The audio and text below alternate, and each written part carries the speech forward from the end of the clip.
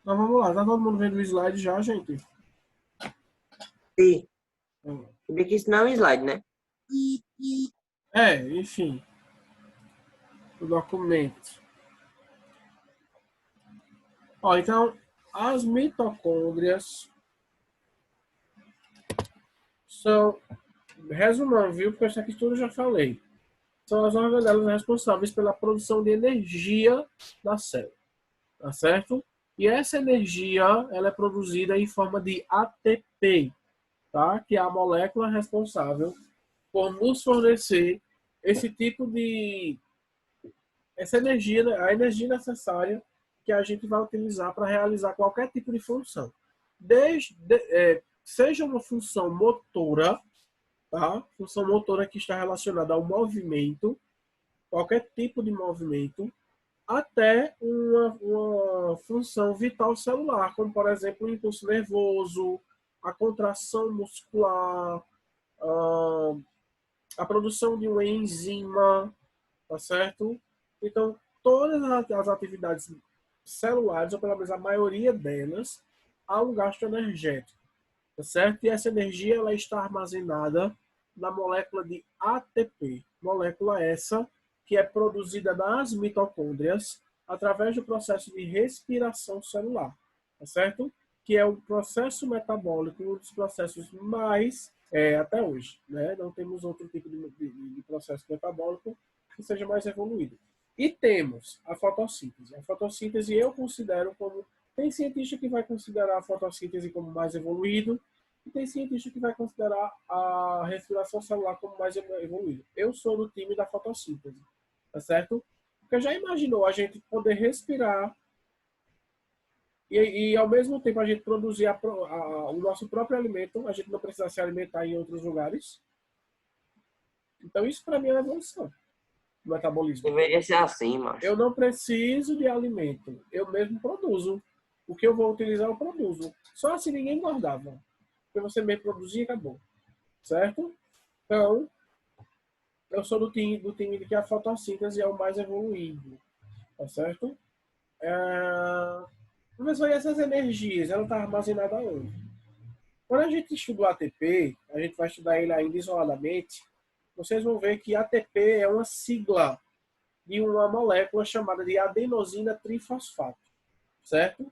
E por que adenosina trifosfato? Primeiro que esse adenosina ele vem de adenina, tá certo? Então, se ele vem de adenina, está claro aí que ele é uma molécula de um ácido nucleico, tá? O ATP ele é um tipo de ácido nucleico, tá? Além disso, ele tem três fosfatos, certo? Na sua composição. Por isso não, adenosina trifosfato, porque ele tem esses três fosfatos. A energia que a gente gasta, pessoal, está justamente nas ligações entre os fosfatos, tá? Então é uma pergunta agora. Para que eu utilize essa energia, o que é que tem que acontecer na molécula?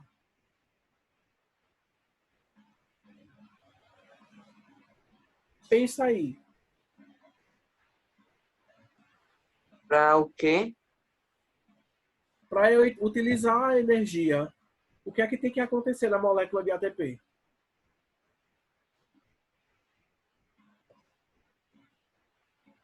Vamos lá. A energia está armazenada entre as ligações dos fosfatos. Para eu utilizar a energia, o que é que tem que acontecer na molécula do ATP?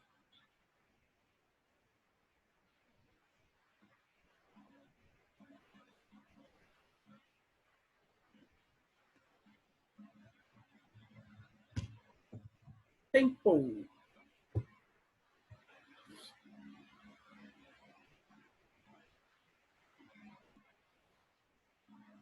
Ninguém chuta. Vai, Fernanda, dá um chute aí, vai que tu acerta. Eu não sei, não. Chuta qualquer coisa. O que tá vindo na tua cabeça? Nada. Ai, mulher, pelo amor de Deus, melhora. Vai, pensa aí. Pensem, minha gente. Eu vou reformular a pergunta novamente. Vamos aprender a pensar. Eu preciso que vocês pensem, se estimulem para isso. A energia está armazenada nas ligações entre os fosfatos do ATP. Então, quando eu utilizar essa energia, o que é que acontece com a molécula do ATP? Eduarda,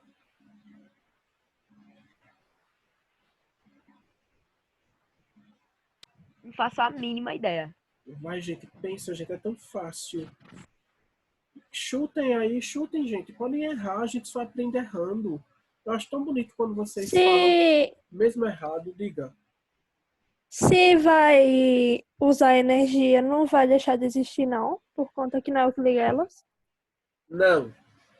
Vai não, Isabela. Eu quero saber o que é que acontece com a molécula de energia quando a gente utiliza essa energia. Ninguém chuta outra coisa. Giovana, tu que é porreta na biologia, sabe tudo. E ainda mais é da educação física, viu? Vai estudar tanto isso ainda. Misericórdia, essa Olha, é o que você mais vai ver. ATP, ATPCP, ATPCK. Maravilhoso. Você tem que amar ela isso. Diga. se rompe, sei lá, Opa, rompimento de quê? da molécula. Em que parte? Repete a pergunta. Vamos lá. A energia está armazenada entre as ligações de fosfato. Quando a gente utiliza a energia, o que acontece com a molécula do ATP? Não é a do ATP não que se rompe? Ou é entre essa ligação? Sei lá. Eu vou falar, tá certo? Você quase acerta. Gente, quando a gente vai utilizar a energia do ATP, o que é que acontece com a molécula do ATP? Ele não tem 3 fosfatos. Então, um fosfato desse se desprende. Então, uma dessas ligações ela é quebrada. E aí, quando essa ligação ela é quebrada, a energia ela vem à tona. Tá? Então, para a gente utilizar a energia, a gente sempre vai ter que quebrar essas ligações de fosfato. Tá certo? Então, por exemplo, o ATP. Quando eu quebro uma molécula de ATP, um fosfato se desprende da cadeia, formando o quê? ADP, adenosina difosfato, certo? E o fosfato fica solto, né, para indicar que a energia foi quebrada e está sendo utilizada. E se eu precisar de utilizar mais energia em um curto período de tempo, aí eu vou quebrar o outro fosfato. Aí eu vou transformar o ADP em AMP, que é a adenosina monofosfato. Veja que interessante. Tá? A gente vai ver tudo isso quando a gente for estudar metabolismo. Se preparem, viu? Daqui a uns dias. Tá certo? Mas entendam que essa molécula de ATP, ela é bastante utilizada por a gente. Mas ela é produzida onde? Em mitocôndria. Tá certo? Toda molécula de energia ela é produzida na mitocôndria.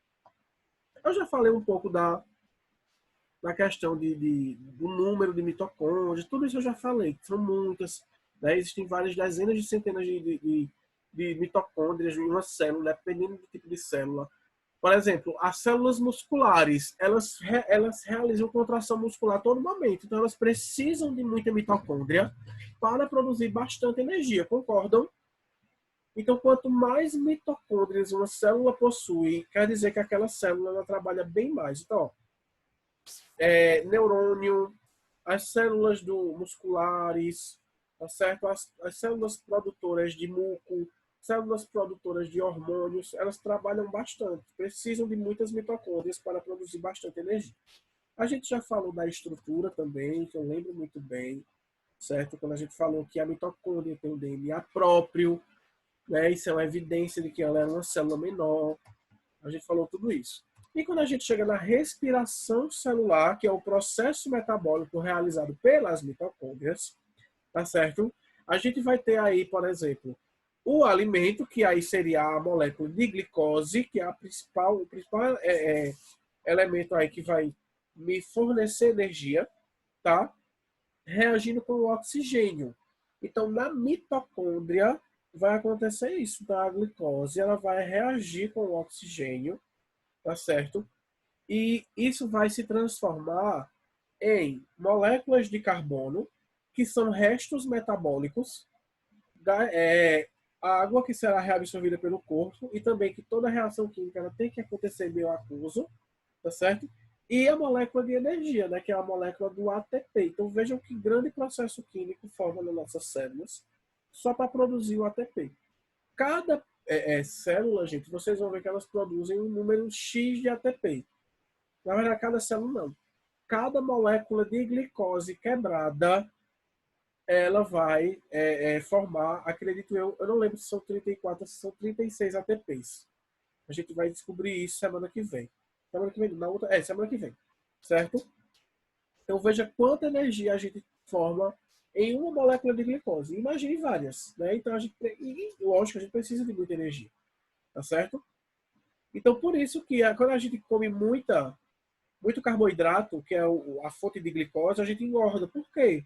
Porque ele já fornece muita energia. E se a gente come muito, a gente vai ter energia em armazenamento, né? A energia, ela fica aí em estoque. E aí essa energia, na verdade, ela vai ser armazenada em formato de gordura, tá? Lá nas células adipócitas, né? As células armazenadoras de gordura. E aí ela vai aumentar e a gente vai engordar, tá certo? Então, para a gente emagrecer, então a gente tem que ter um déficit calórico. O que seria o déficit calórico? Duas coisas muito importantes. A gente não passar da quantidade de calorias que a gente deve ingerir por dia. Cada um tem a sua quantidade certa, cada pessoa. Em média, a pessoa ela tem que consumir 2.000 calorias por dia. Em média, tá? Tem gente que precisa mais, tem gente que precisa menos. Eu preciso de mais. 2.000 calorias para mim é pouco. Para o meu biotipo é pouco. Tá certo? Então eu preciso de um pouco mais. Já tem gente que precisa de menos do que isso. 2.000 é muito. Então tem esse o cálculo, a gente faz o cálculo tudo direitinho para a gente descobrir a quantidade de calorias que cada pessoa precisa. E a partir disso, a gente sabe se o metabolismo da pessoa é acelerado, se ele é lento. E a partir disso, a gente agora da educação física, vou puxar a sardinha para o meu lado, a gente vai decidir qual é o tipo de treinamento que a gente pode indicar para essa pessoa, prescrever para essa pessoa. Feito isso, a gente vê qual tipo de exercício vai ser melhor para aquela pessoa, né? A gente vai ter também que medir força da pessoa, para se ela tem força, se ela tem resistência para realizar determinados tipos de exercício. E assim a gente veja que trabalho a gente tem, né? Para a gente poder levar essa pessoa aos melhores resultados possíveis, certo? E consegue, tá? Lembra do déficit calórico. Quer emagrecer? Não vou nem falar nem quer emagrecer, tá, gente? Quer ter uma vida saudável? Lembra disso. Não consumir mais do que o necessário, certo? E gastar, queimar aquilo que você tem de excesso, tá? E aí a gente tem o déficit calórico. Então, uma dieta balanceada, dieta não gosto dessa palavra. Uma alimentação balanceada, acompanhada da movimentação do corpo constante, a gente tem um déficit calórico maravilhoso, a gente vai regular o nosso metabolismo, deixar ele constante, certo? Isso é importantíssimo, porque temos dois tipos de metabolismo. Dois não, temos vários, né? Mas assim, no geral, a gente tem um metabolismo que a gente utiliza enquanto a gente está acordado, realizando essas funções, e temos uma coisa chamada de metabolismo basal, que é o metabolismo que a gente tem quando a gente está em repouso. E é justamente esse metabolismo que eu quero atingir, tá? O metabolismo que eu atinjo quando eu estou ativo, quando eu estou acordado, é fácil. Mas eu quero atingir o metabolismo quando eu estou dormindo. É aquele metabolismo ali que eu quero atingir. Eu quero acelerar ele, tá? Para quando eu esteja dormindo, eu esteja queimando mais gordura do que o normal. Tá certo? Então é isso que é aí que a gente vai trabalhar. É nesse ponto. Veja como é lindo essa área de metabolismo. Tá certo, gente? Então, veja como é importante a atuação do nutricionista, do profissional de educação física, diretamente com você, para você chegar nos seus melhores resultados. Mas por que isso, professor? Por quê? Porque, gente, se você não tem esse tipo de trabalho, você vai tentar fazer sozinho, você consegue. Eu não estou dizendo que você não consiga. Até porque personal é caro, nutricionista é caro, paga quem pode. Eu estou sendo bem honesto, certo? Tem pelo SUS, pronto, faça. Se você pode fazer de graça, faça. Agora, quem não pode, está difícil, a gente sabe da realidade de todo mundo, então tenta fazer por si só, não vai atingir os resultados que você iria atingir com os profissionais, certo? Mas se você se esforçar um pouquinho, né, e fazer a coisa certinha, você consegue ir chegando aos poucos, tá certo? O importante é não ficar parado e não ter uma alimentação ruim, né? Isso aí realmente, gente, é o que mais mata hoje em dia, tá? É o sedentarismo e a má alimentação. Eu queria ouvir um pouco de vocês sobre isso. O que é que vocês acham? Alguma pergunta, alguma dúvida?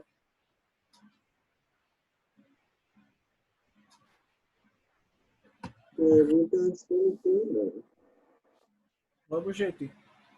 Você tem tanta falta disso, assim, da interação que vocês tinham na sala. Alguém aí tá Ô, querendo professor, emagrecer? Diga, Fernanda. o senhor falou que tem gente que pode mais de 2.000 calorias e tem gente que pode menos, Sim, né? sim.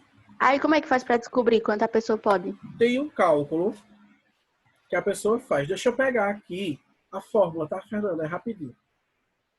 Deixa eu ver. Tá. Fórmula para saber a quantidade de calorias que deve ser consumida.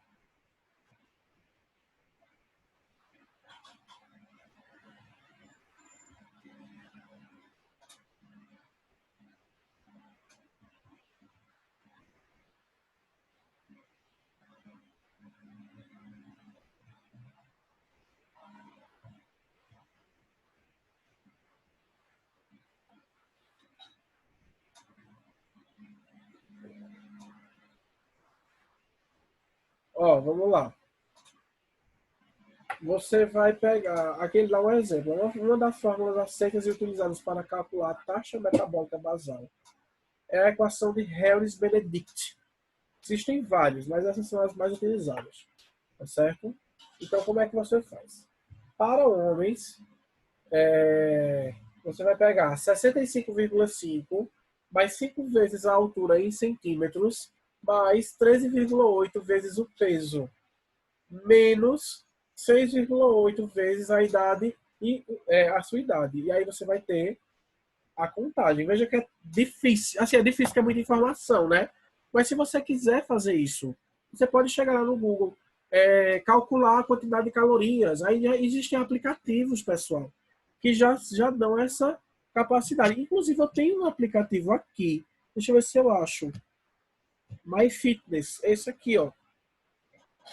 Estão vendo? Ele é ótimo. Eu acho que daqui a pouco depois vocês veem. Porque ele já tem a calculadora correta que faz esse cálculo.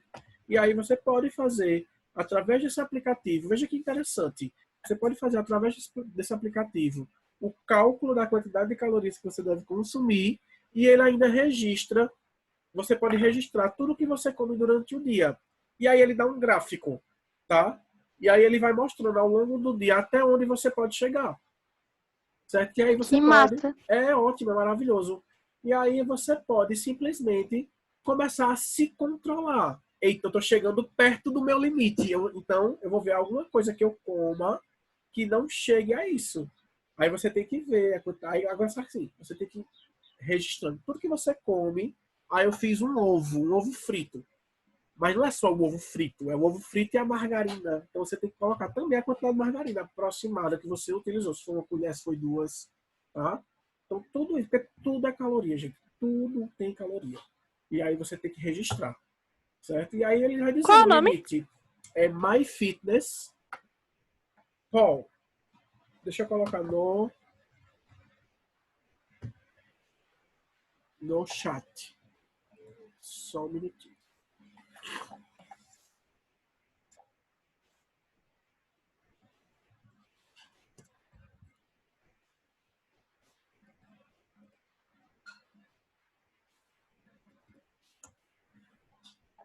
Pronto, eu coloquei aí. Ele é ótimo, gente. Se quem quiser controlar. Gente, esse negócio de controlar a alimentação não é só porque é gordo, não, viu? Qualquer pessoa tem que fazer isso. Qualquer pessoa, sem exceção. Isso é ótimo, porque você se reeduca. Tá certo? E aí você vai controlando isso. Tá? ele diz tudo o que você precisa saber. Vamos dar continuidade. Então, ó, o uso desses aplicativos, eles podem ajudar, né, a quem não pode pagar um nutricionista, quem não pode pagar um profissional de educação física, tá certo? E aí, ó, você tem tudo nas mãos, minha gente. Agora é só realmente você decidir o que você quer. Se você quer ter uma vida saudável, dinâmica, ou se você vai querer ter uma vida sedentária. Que eu vou dizer a vocês, é péssimo, é horrível, certo? Às vezes não é nem a gente que quer, mas é o estilo mesmo de vida, né? Que a gente sempre levou e aí para reaprender é difícil, tá? Eu já falei sobre tudo isso aqui. A origem da mitocôndria eu já falei também.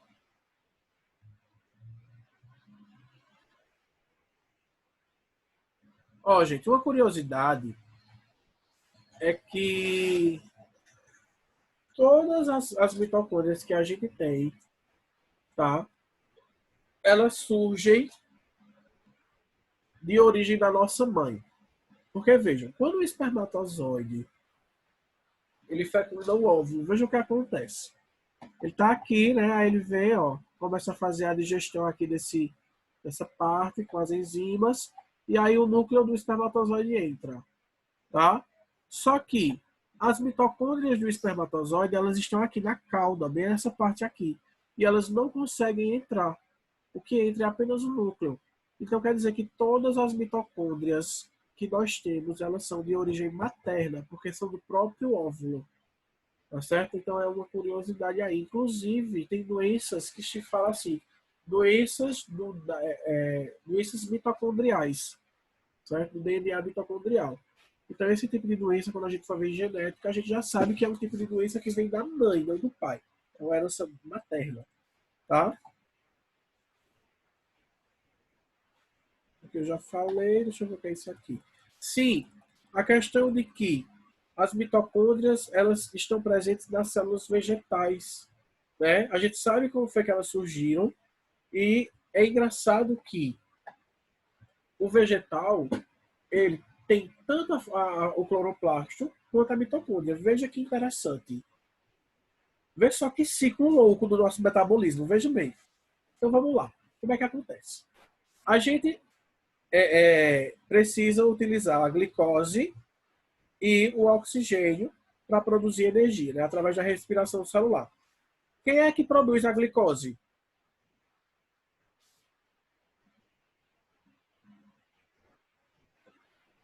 Pergunta, gente. Quem é que produz a glicose?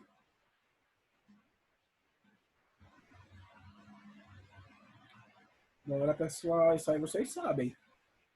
Quem é, Arthur, que produz a glicose?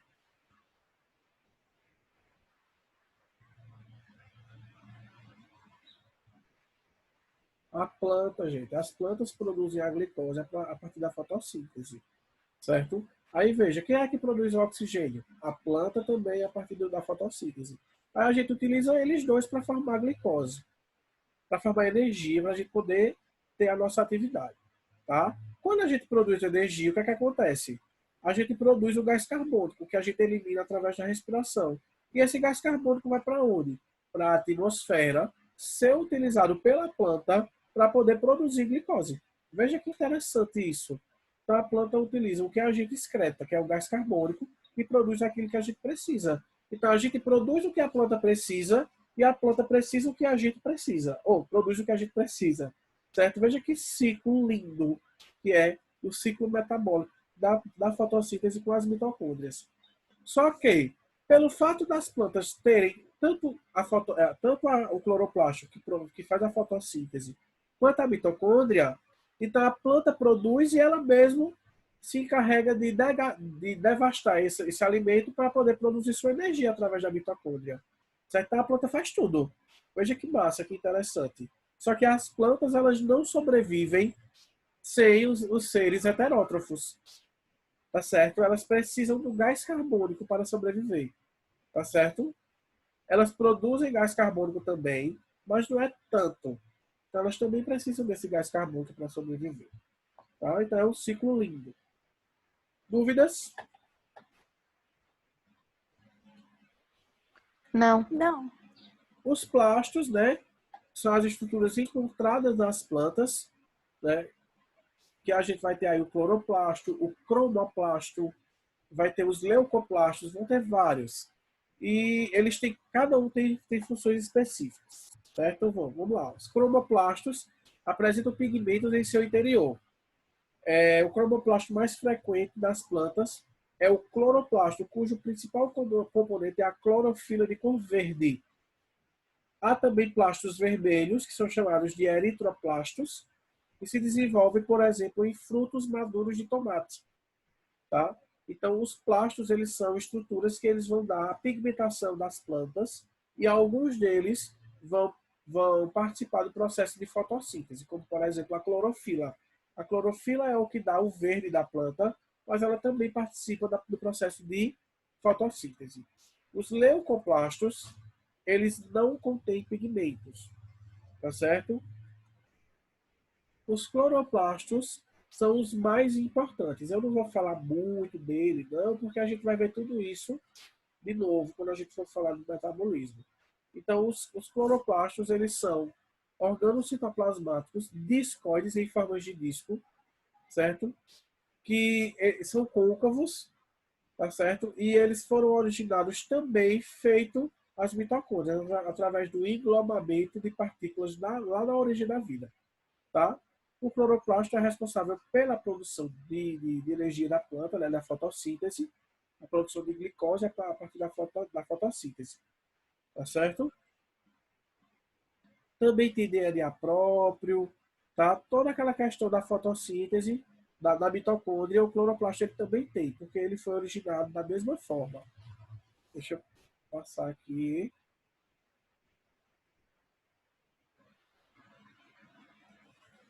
Isso eu já falei tudo isso também.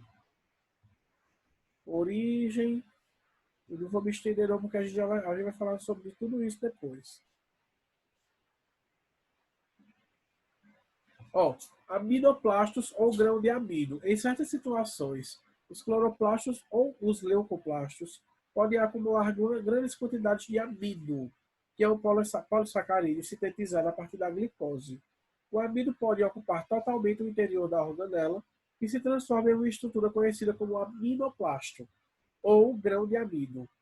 Os aminoplastos são grandes reservatórios de amido que, em momento de necessidade, ou seja, quando a célula falta glicose, eles são convertidos para que a célula possa utilizar.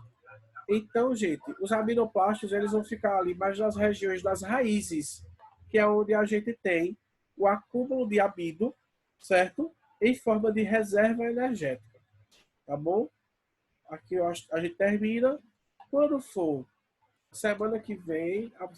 amanhã, a gente vai falar sobre o citoesqueleto e finaliza esse assunto do citoplasma. Aí, semana que vem, a gente tem o trabalho e na próxima semana a gente vai trabalhar metabolismo e a gente fecha a unidade, certo? Mas o senhor não falou que amanhã não tem aula? Ai, mesmo, minha gente, eu tô esquecido, desculpem. Então a gente vai ver na segunda-feira, a gente vai ver citoesqueleto na primeira aula. Na segunda-feira a gente já inicia o trabalho, na terça trabalho, dá para fazer os 3, certo? Não tem problema. E aí, na próxima semana, se não der tempo, a gente pega uma aulinha de química. Aí na próxima semana a gente vê metabolismo e encerra. Aí quando a gente encerrar todo o conteúdo, aí a gente faz a prova online, certo? Certo, então vai ser na terça o trabalho. Na segunda e na terça. Tá bom. Tchau. Tchau. Tchau. Boa semana. Você também. Tchau.